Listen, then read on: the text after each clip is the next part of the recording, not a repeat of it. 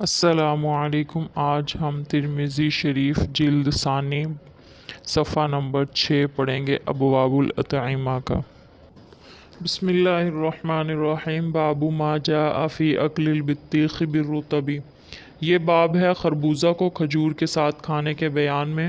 حدثنا عبدۃ بن عبد اللہ الخزاعی حدثنا معاویۃ بن ہشام عن سفیان عن ہشام بن عروۃ عن ابیہ عن عائشۃ ان النبی صلی اللہ علیہ وسلم کان یأکل البطیخ بالرطب۔ وفی الباب عن انس هذا حدیث حسن غریب ورواه بعضهم عن هشام بن عروة عن أبيه عن النبي صلی اللہ علیہ وسلم ولم يذكر فيه عن عائشة وقد روى يزيد بن رومان عن عروة عن عائشة هذا الحديث۔ حضرت عائشہ رضی اللہ تعالیٰ عنہ فرماتی ہیں کہ رسول اللہ صلی اللہ علیہ وسلم تربوز کھجوروں کے ساتھ کھایا کرتے تھے۔ اس باب میں حضرت انس رضی اللہ تعالیٰ عنہ سے بھی حدیث منقول ہے۔ یہ حدیث حسن غریب ہے۔ بعض راوی سے ہشام بن عروہ سے، وہ اپنے والد سے، اور وہ نبی صلی اللہ علیہ وسلم سے نقل کرتے ہیں، یعنی حضرت عائشہ رضی اللہ تعالیٰ عنہ کا ذکر نہیں کرتے۔ یزید بن رومان بھی یہ حدیث بواسطہ عروہ حضرت عائشہ رضی اللہ تعالیٰ عنہ سے نقل کرتے ہیں۔ حضرت گنگوہی رحمۃ اللہ علیہ فرماتے ہیں کہ بطیخ خربوزہ کو کہتے ہیں، بعض علماء نے تربوز بھی مراد لیا ہے۔ باب ما جاء فی اکل القثاء بالرطب۔ یہ باب ہے ککڑی کو کھجور کے ساتھ ملا کر کھانے کے بیان میں۔ حدثنا اسماعیل بن موسیٰ الفزاری حدثنا ابراہیم بن سعد عن ابیہ عن عبد اللہ بن جعفر قال كان النبي صلی اللہ علیہ وسلم يأكل القثاء بالرطب هذا حدیث حسن صحیح غریب لا نعرفه الا من حدیث ابراہیم بن سعد۔ حضرت عبداللہ بن جعفر رضی اللہ تعالیٰ عنہ سے روایت ہے کہ نبی اکرم صلی اللہ علیہ وسلم ککڑی کو کھجور کے ساتھ ملا کر کھایا کرتے تھے۔ یہ حدیث حسن صحیح غریب ہے، ہم اسے صرف ابراہیم بن سعد کی روایت سے جانتے ہیں۔ قصہ ککڑی کو کہتے ہیں، بعض اس سے کھیرا بھی مراد لیتے ہیں، مگر یہاں مراد ککڑی ہے۔ علامہ نووی رحمۃ اللہ علیہ فرماتے ہیں کہ دونوں کو ملا کر کھانے کا حدیث بالا سے جواز بھی معلوم ہوتا ہے، اس میں کسی امام کا اختلاف نہیں۔ علامہ قرطبی رحمۃ اللہ علیہ فرماتے ہیں کہ حدیث بالا سے معلوم ہوتا ہے کہ آدمی کھانے میں اپنی صحت کا خیال رکھے۔ دونوں کو ملا کر کھانے میں فائدہ یہ ہے کہ کھجور میں حرارت ہوتی ہے اور ککڑی میں ٹھنڈک، تو دونوں مل کر اعتدال پیدا کرتی ہیں۔ آپ صلی اللہ علیہ وسلم نے ککڑی کو نمک کے ساتھ بھی نوش فرمایا ہے۔ باب ما جاء فی شرب ابوال الابل۔ یہ باب ہے اونٹوں کا پیشاب پینے کے بیان میں۔ حدثنا الحسن بن محمد الزعفرانی حدثنا عفان حدثنا حماد بن سلمة حدثنا حمید وثابت وقتادة عن انس ان ناسا من عرینة قدموا المدینة فاجتووها فبعثهم رسول الله صلی اللہ علیہ وسلم فی ابل الصدقة وقال اشربوا من البانها وابوالها هذا حدیث حسن صحیح غریب من حدیث ثابت وقد روی هذا الحدیث من غیر وجہ عن انس رواه ابو قلابة عن انس ورواه سعید بن ابی عروبة عن قتادة عن انس۔ حضرت انس رضی اللہ تعالیٰ عنہ سے روایت ہے کہ قبیلہ عرینہ کے کچھ لوگ مدینہ طیبہ آئے تو وہاں کی آب و ہوا ان لوگوں کو موافق نہ آئی، بس نبی کریم صلی اللہ علیہ وسلم نے انہیں صدقہ کے اونٹوں کی جگہ میں بھیج دیا اور فرمایا کہ ان کا دودھ اور پیشاب پیو۔ یہ حدیث ثابت کی روایت سے حسن صحیح غریب ہے۔ یہ حدیث حضرت انس رضی اللہ تعالیٰ عنہ سے کئی سندوں سے منقول ہے۔ حضرت انس رضی اللہ تعالیٰ عنہ سے ابو قلابہ نقل کرتے ہیں کہ سعد بن ابی عروبہ بھی قتادت سے، اور وہ حضرت انس رضی اللہ تعالیٰ عنہ سے نقل کرتے ہیں۔ فاجتووها اس کا لغوی معنی ہے مرض الحوا میں مبتلا ہونا۔ یہ ایک پیٹ کی بیماری ہے جس میں پیٹ پھول جاتا ہے اور پیاس بہت لگتی ہے، جس کو مرض انتفاع بھی کہا جاتا ہے۔ احتجووا اس کا ترجمہ یہ ہے کہ آب و ہوا کا ناموافق ہونا۔ دوسرا ترجمہ زیادہ اچھا ہے کیونکہ اس کے معنی کی دوسری روایت سے تائید بھی ہوتی ہے، جیسا کہ بخاری شریف کی ایک روایت میں ہے استرخم المدینۃ، یہ والے الفاظ آتے ہیں۔ وقال اشربوا من البانها وابوالها۔ اب بول ما یؤکل لحمہ، یعنی جن جانوروں کا گوشت کھایا جاتا ہے ان کا پیشاب پاک ہے یا نہیں، اس میں دو مذہب ہیں۔ پہلا مذہب امام مالک، امام محمد، احمد، ابن المنذر، ابن خزیمہ، امام ظفر، شعبی اور امام زہری رحمۃ اللہ علیہ کا ہے، ان جانوروں کا پیشاب پاک ہے۔ دوسرا مذہب امام ابو حنیفہ، امام شافعی، امام ابو یوسف رحمۃ اللہ علیہ کا ہے، ان کے نزدیک ناپاک ہے۔ یہ ناپاکی امام ابو حنیفہ رحمۃ اللہ علیہ کے نزدیک خفیفہ ہے، جبکہ دوسرے ائمہ کے نزدیک غلیظہ ہے۔ پہلے مذہب والوں کا استدلال حدیث بالا سے ہے کہ اونٹوں کا پیشاب اگر پاک نہ ہوتا تو آپ صلی اللہ علیہ وسلم اس کے پینے کا حکم نہ دیتے۔ دوسرے مذہب والوں کا استدلال حدیث میں آتا ہے استنزہوا من البول فإن عامۃ عذاب القبر منہ، یعنی پیشاب سے بچو کیونکہ عام طور پر قبر کا عذاب پیشاب کی وجہ سے ہوتا ہے۔ اب اس حدیث میں بول کا لفظ عام ہے، یعنی پیشاب عام بولا گیا ہے، بول ما یؤکل لحمہ مراد بھی نہیں اور بول ما یؤکل ما لحم بھی مراد نہیں، یعنی جن جانوروں کا گوشت کھایا جاتا ہے یہ بھی کوئی خاص نہیں اور جن کا نہیں کھایا جاتا وہ بھی کوئی خاص مراد نہیں ہے۔ اور دوسری حدیث ہے ابن عباس رضی اللہ تعالیٰ عنہ سے روایت ہے کہ آپ صلی اللہ علیہ وسلم کا گزر دو قبروں پر سے ہوا تو آپ صلی اللہ علیہ وسلم نے فرمایا کہ ان دونوں کو عذاب ہو رہا ہے، کسی بڑی چیز کی وجہ سے نہیں، ان میں سے ایک وہ شخص تھا جو پیشاب کے وقت احتیاط نہیں کرتا تھا۔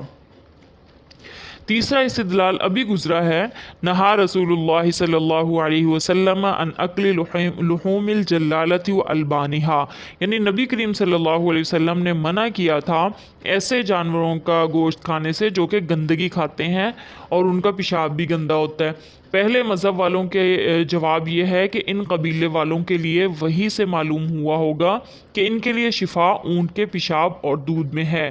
دوسرا جواب یہ ہے کہ آپ صلی اللہ علیہ وسلم نے دودھ کے پینے اور پیشاب کے لگانے کا حکم دیا تھا مگر انہوں نے دونوں کو ہی پینا شروع کر دیا۔ یہ حدیث منسوخ ہے استنزہوا من البول والی حدیث سے۔ اس کی وجہ یہ ہے کہ یہ واقعہ 6 ہجری کے جمادی الاول یا شوال میں یا ذی قعدہ کا ہے، اور استنزہوا من البول والی حدیث کے راوی حضرت ابو ہریرہ رضی اللہ تعالیٰ عنہ ہیں جو کہ مسلمان ہی 7 ہجری میں ہوئے تھے۔ اس روایت سے استنزہوا من البول والی روایت منسوخ ہو جائے گی۔ اب حرام چیزوں سے علاج جائز ہے یا نہیں؟ علماء فرماتے ہیں کہ حالت اضطراری میں یعنی مجبوری ہو تو بالاتفاق جائز ہے۔ اگر حالت اضطراری نہ ہو تو اب امام مالک رحمۃ اللہ علیہ کے نزدیک مطلقاً جائز ہے، دوسرے ائمہ کے نزدیک جائز نہیں۔ امام شافعی رحمۃ اللہ علیہ کے نزدیک مطلقاً ناجائز ہے، امام ابو حنیفہ رحمۃ اللہ علیہ اور امام محمد رحمۃ اللہ علیہ کے نزدیک بھی جائز نہیں ہے۔ احناف میں امام طحاوی کا مذہب یہ ہے کہ شراب کے علاوہ دوسری حرام چیزوں سے علاج جائز ہے۔ امام ابو یوسف رحمۃ اللہ علیہ فرماتے ہیں کہ کوئی ماہر ڈاکٹر یہ فیصلہ کرے کہ بغیر حرام چیز کے اس کا علاج ممکن نہیں ہے تو اس صورت میں اس حرام چیز سے علاج جائز ہے، اور اگر کسی اور چیز سے علاج ممکن ہو تو پھر حرام چیز سے علاج کروانا جائز نہیں۔ علماء متاخرین نے اسی قول کو پسند کیا ہے۔ باب الوضوء قبل الطعام و بعدہ، یہ باب ہے کھانے سے پہلے اور کھانے کے بعد میں وضو کرنے کے بیان میں۔ حدثنا یحییٰ بن موسیٰ حدثنا عبد اللہ بن نمیر حدثنا قیس بن الربیع وحدثنا قتیبۃ حدثنا عبد الکریم الجرجانی عن قیس بن الربیع المعنى واحد عن ابی ہاشم عن زازان عن سلمان قال قرأت في التوراة ان برکۃ الطعام الوضوء بعده فذكرت ذلك للنبي صلی اللہ علیہ وسلم واخبرته بما قرأت في التوراة فقال رسول اللہ صلی اللہ علیہ وسلم برکۃ الطعام الوضوء قبلہ والوضوء بعدہ۔ وفي الباب عن انس وابي هريرة لا نعرف هذا الحديث الا من حديث قيس بن الربيع وقيس يضعف في الحديث وابو هاشم الرماني اسمه يحيى بن دينار۔ حضرت سلمان رضی اللہ تعالیٰ عنہ سے روایت ہے کہ میں نے تورات میں پڑھا کہ کھانے کے بعد ہاتھ منہ دھونا کھانے میں برکت کا باعث ہے۔ پھر میں نے رسول اللہ صلی اللہ علیہ وسلم سے اس کا تذکرہ کیا تو آپ صلی اللہ علیہ وسلم نے ارشاد فرمایا، کھانے سے پہلے اور بعد میں ہاتھ منہ دھونے سے کھانے میں برکت ہوتی ہے۔ اس باب میں حضرت انس اور ابو ہریرہ رضی اللہ تعالیٰ عنہما سے بھی احادیث منقول ہیں۔ اس حدیث کو ہم صرف قیس بن ربیع کی روایت سے جانتے ہیں اور قیس بن ربیع حدیث میں ضعیف ہیں۔ ابو ہاشم رومانی کا نام یحییٰ بن دینار ہے۔ ایک حدیث میں آتا ہے کہ کھانے سے پہلے اور بعد میں ہاتھ دھونا فقر کو دور کرتا ہے۔ یہ تمام انبیاء کی سنت بھی ہے۔ حضرت انس رضی اللہ تعالیٰ عنہ کی روایت ہے کہ آپ صلی اللہ علیہ وسلم نے فرمایا، جو یہ چاہتا ہے کہ اس کے گھر میں خیر ہو تو اس کو چاہیے کہ کھانے سے پہلے بھی ہاتھ دھوئے اور کھانے سے بعد بھی ہاتھ دھوئے۔ ان برکت الطعام الوضوء، وضو سے مراد دونوں ہاتھوں کو اور منہ کو دھونا یعنی کلی کرنا ہے۔ وضو کی دو قسمیں ہیں۔ پہلی قسم ہے وضو کامل یا وضو اصطلاحی، یعنی جو نماز کے لیے وضو کیا جاتا ہے۔ دوسری قسم وضو ناقص یا وضو لغوی، جو کھانے سے پہلے اور بعد میں کیا جاتا ہے، یعنی ہاتھ گٹوں تک دھونا اور کلی کرنا۔ برکت الطعام، کھانے سے پہلے ہاتھ دھونے میں برکت ہوتی ہے، بعد میں ہاتھ دھونا دل کے سکون کا باعث ہے۔ برکت کا مطلب یہ ہے کہ اس سے کھانے میں زیادتی ہوتی ہے یا عبادت کرنے میں دل لگتا ہے۔ کھانے سے پہلے اور فراغت پر ہاتھوں کا دھونا یہ سنت ہے۔ ہاتھ اگر صاف ہوں پھر بھی دھونا سنت ہے۔ تورات میں کھانے کے بعد وضو کرنے کا ذکر ہے، تو اب شریعت محمدیہ میں کھانے سے پہلے بھی ہاتھ دھونے کا ذکر ہے، کیونکہ شریعت محمدیہ اکمل ہے۔ یا تورات میں بھی کھانے سے پہلے اور بعد میں دونوں ہی وقت میں وضو کرنے کا ذکر ہوگا، کیونکہ تورات میں تحریف ہوئی ہے، اس لیے صرف کھانے کے بعد ہاتھ دھونا باقی رہ گیا اور کھانے سے پہلے کا حکم تحریف ہوئی، اس کا ذکر موجود نہیں۔ باب فی ترک الوضوء قبل الطعام، یہ باب ہے کھانے سے پہلے وضو کے چھوڑنے کے بیان میں۔ حدثنا احمد بن منیع حدثنا اسماعیل بن ابراہیم عن ایوب عن ابن ابی ملیکۃ عن ابن عباس ان رسول اللہ صلی اللہ علیہ وسلم خرج من الخلاء فقرب الیہ طعام فقالوا الا نأتیک بوضوء قال انما امرت بالوضوء اذا قمت الى الصلاة۔ هذا حدیث حسن وقد رواه عمرو بن دینار عن سعید بن الحویرث عن ابن عباس قال علی بن المدینی قال یحییٰ بن سعید كان سفیان الثوری یکرہ غسل الید قبل الطعام وكان یکرہ ان یوضع الرغیف تحت القصعة۔ حضرت ابن عباس رضی اللہ تعالیٰ عنہ سے روایت ہے کہ رسول اللہ صلی اللہ علیہ وسلم ایک مرتبہ بیت الخلاء سے نکلے تو کھانا حاضر کر دیا گیا۔ لوگوں نے عرض کیا، کیا ہم آپ صلی اللہ علیہ وسلم کے لیے وضو کا پانی لائیں؟ آپ صلی اللہ علیہ وسلم نے ارشاد فرمایا، مجھے وضو کرنے کا حکم صرف نماز کے وقت دیا گیا ہے۔ یہ حدیث حسن ہے۔ عمر بن دینار اسے سعید بن حویرث سے، وہ ابن عباس رضی اللہ تعالیٰ عنہ سے نقل کرتے ہیں۔ علی بن مدینی یحییٰ بن سعید رحمۃ اللہ علیہ سے نقل کرتے ہیں کہ سفیان ثوری رحمۃ اللہ علیہ کھانے سے پہلے ہاتھ دھونے اور پیالے کے نیچے روٹی رکھنا مکروہ سمجھتے تھے۔ الا نأتیک، کیا ہم آپ کے لیے وضو کا پانی لائیں؟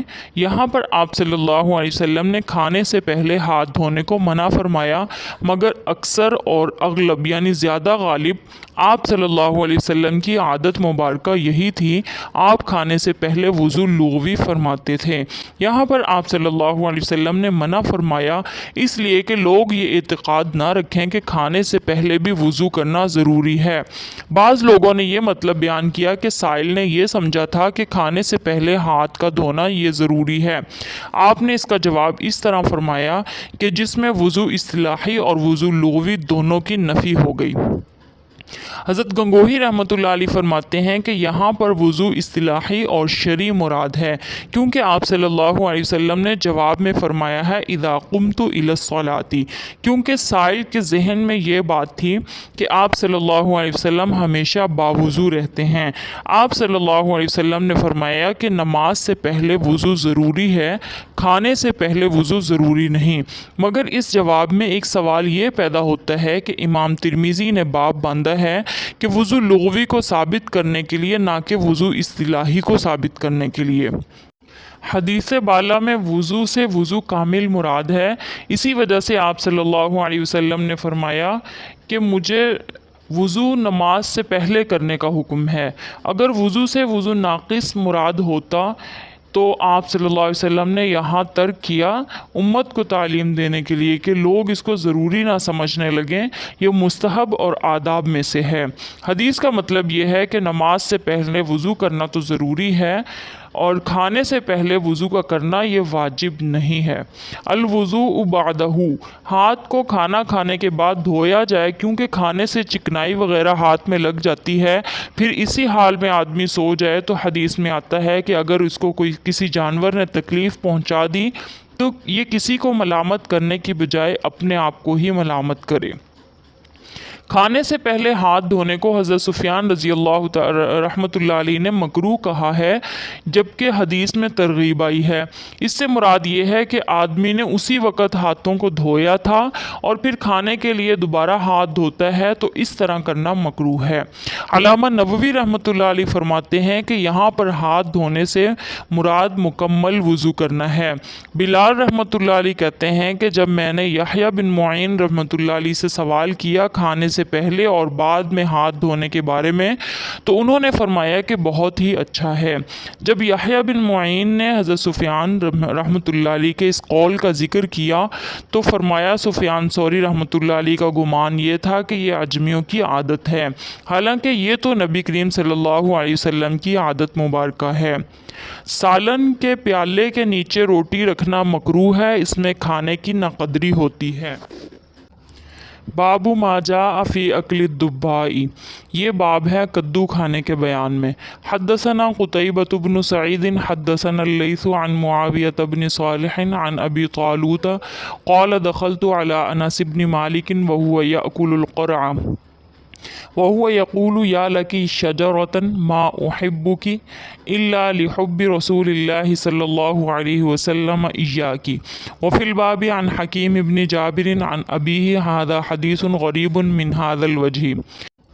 حضرت ابو طالوت سے روایت ہے کہ میں حضرت انس رضی اللہ تعالیٰ عنہ کے پاس حاضر ہوا تو وہ کدو کھا رہے تھے اور فرما رہے تھے کہ اے درخت میں تجھ سے کس قدر محبت کرتا ہوں، اس لیے کہ رسول اللہ صلی اللہ علیہ وسلم تجھے پسند فرماتے تھے۔ اس باب میں حکیم بن جابر رضی اللہ تعالیٰ عنہ بھی اپنے والد سے حدیث نقل کرتے ہیں، یہ حدیث اس سند سے غریب ہے۔ حدثنا محمد بن میمون المکی حدثنا سفیان بن عیینۃ قال حدثنی مالک عن اسحاق بن عبد اللہ بن ابی طلحۃ عن انس بن مالک قال رأیت رسول اللہ صلی اللہ علیہ وسلم یتتبع فی الصحفۃ عن الدباء فلا ازال احبه هذا حدیث حسن صحیح وقد روی هذا الحدیث من غیر وجہ عن انس بن مالک۔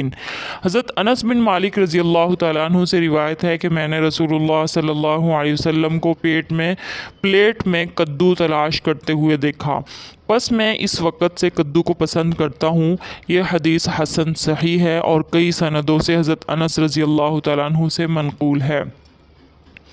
بعض علماء فرماتے ہیں کہ آپ صلی اللہ علیہ وسلم کو کدو اس لیے پسند تھا کہ اہل عرب کا مزاج گرم ہوتا ہے اور کدو ٹھنڈا ہوتا ہے، اعتدال پیدا کرنے کے لیے آپ صلی اللہ علیہ وسلم نے اس کو پسند فرمایا۔ آپ برتن میں لوکی کو تلاش فرما رہے تھے، اس سے معلوم ہوا کہ اگر برتن میں مختلف چیزیں ہوں تو اپنے سامنے کے علاوہ دوسرے کے سامنے سے بھی اپنی مرغوب چیز کو اٹھا کر کھانے میں کوئی حرج نہیں، بشرطے کہ ساتھیوں کو اس میں کراہت نہ ہو۔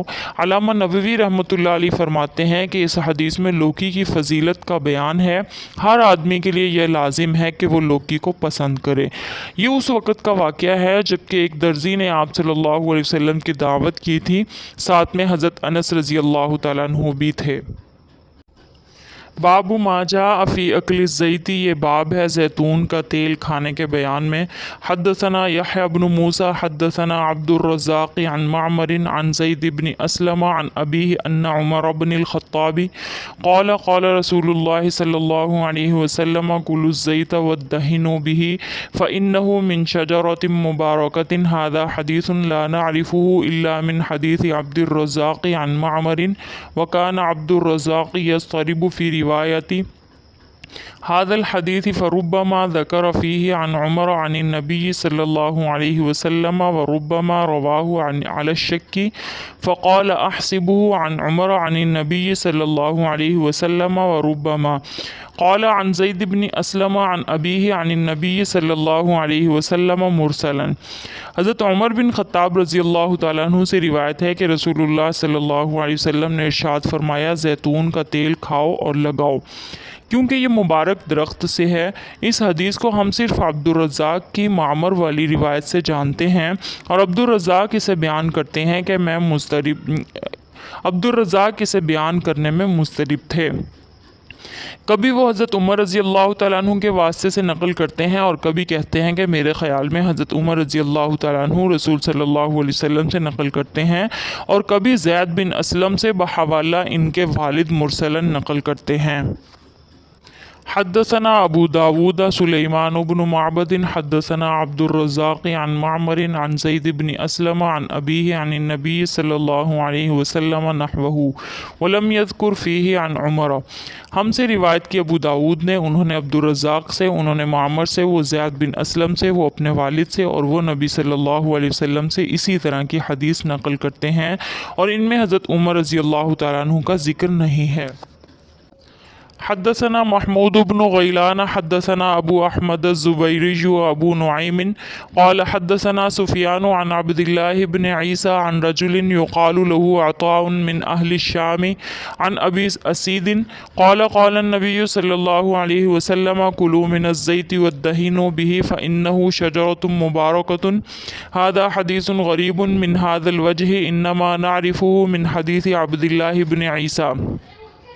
حضرت ابو اسید رضی اللہ تعالیٰ عنہ سے روایت ہے کہ رسول اللہ صلی اللہ علیہ وسلم نے فرمایا زیتون کھاؤ اور اس کا تیل استعمال کرو، یہ مبارک درخت سے ہے۔ یہ حدیث اس سند سے غریب ہے، ہم اس کو صرف عبداللہ بن عیسیٰ کی روایت سے جانتے ہیں۔ باب ما جاء فی الاکل مع المملوک، یہ باب ہے غلام کے ساتھ کھانا کھانے کے بیان میں۔ حدثنا نصر بن علی حدثنا سفیان عن اسماعیل بن ابی خالد عن ابیہ عن ابی ہریرہ یخبرهم بذلك عن النبی صلی اللہ علیہ وسلم قال اذا کفا احدکم خادمہ طعامہ حرہ ودخانہ فلیأخذ بیدہ فلیقعدہ معہ فإن ابا فلیأخذ لقمة فلیطعمہ ایاہا۔ ھذا حدیث حسن صحیح وابو خالد والد اسماعیل اسمہ سعد۔ حضرت ابو ہریرہ رضی اللہ تعالیٰ عنہ بیان کرتے ہیں کہ رسول اللہ صلی اللہ علیہ وسلم نے ارشاد فرمایا جب تم میں سے کسی کا خادم اس کے لیے کھانا تیار کرتے ہوئے گرمی اور دھواں برداشت کرے تو اسے چاہیے کہ خادم کا ہاتھ پکڑ کر اسے اپنے ساتھ بٹھا لے، اگر وہ انکار کرے تو لقمہ دے اور اسے کھلائے۔ یہ حدیث حسن صحیح ہے۔ ابو خالد کا نام سعد ہے اور یہ اسماعیل کے والد ہیں۔ علماء فرماتے ہیں کہ غلام کو اپنے ساتھ کھانا نہ کھلانا یہ متکبرین کا عمل ہے۔ ابن حجر رحمۃ اللہ علیہ نے لکھا ہے کہ غلام کو ساتھ بٹھانے یا نہ بٹھانے دونوں کا اختیار ہے، مگر ساتھ بٹھا کر کھانا کھلانا افضل ہے۔ اگر غلام کو کھانا نہ کھلائے گا تو ممکن ہے کہ آئندہ کھانا پکانے میں وہ خیانت کرے۔ حافظ ابن حجر رحمۃ اللہ علیہ بھی فرماتے ہیں کہ یہاں یہ کھانا پکانے والے کے لیے حکم ہے، مگر اس میں حامل الطعام یعنی کھانا لانے والا وہ بھی اس حکم میں شامل ہوگا۔